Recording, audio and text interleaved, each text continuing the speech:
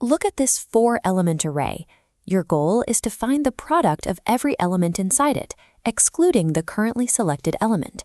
If we select the 2, we want to multiply the 1, the 3, and the 4. The most obvious way to do this is with nested loops. For every element, you loop through the rest of the array and multiply them together. But this carries a severe penalty.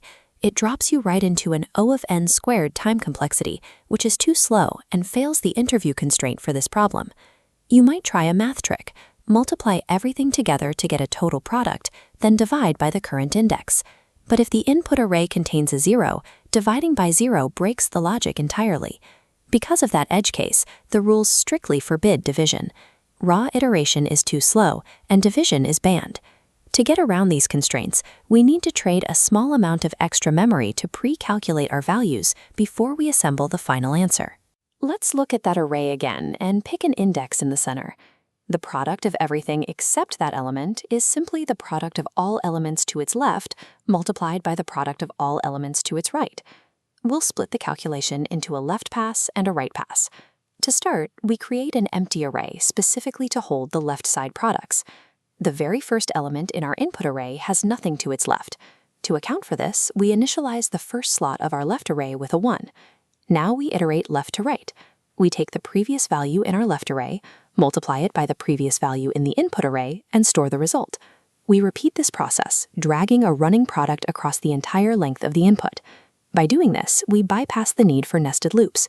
In exactly O of n time, we've built an array containing the exact left side multiplier for every single index. Pause the video here. Grab a pen and paper and apply that exact same logic in reverse to calculate the right array. Remember, the rightmost element has nothing to its right, so start it with a 1. Here are the correct mathematical answers. We start the rightmost slot at 1. Then moving backwards from right to left, we carry the running product of the right side values. Now we bring our 2 passes together. We take the left array and the right array, stack them up, and multiply them element by element. This generates the final correct answers in a new result array. In JavaScript, we handle this by writing 3 distinct non-nested for loops.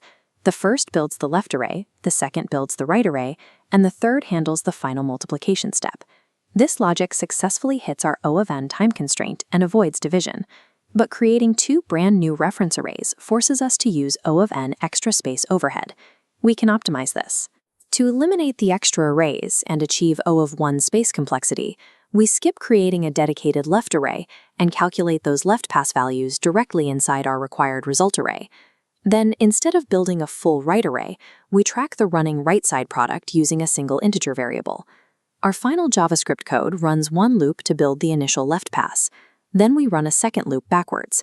Inside this backward loop, we multiply the existing result array value by our right runner variable, and then immediately update that right runner with the next input value. Here is your mental cheat sheet for this problem. 1. The answer is the left product times the right product. 2. Perform a left pass to track the running product from 0 to n-1. 3. Perform a right pass to multiply by a running product from n-1 down to 0. And 4. Doing this gives you O of n time and O of 1 space. By keeping a firm grip on your constraints and splitting the calculation into sequential passes, you've optimized both time and memory. Internalizing this running product pattern gives you a reliable tool for solving a massive category of array interval interview questions.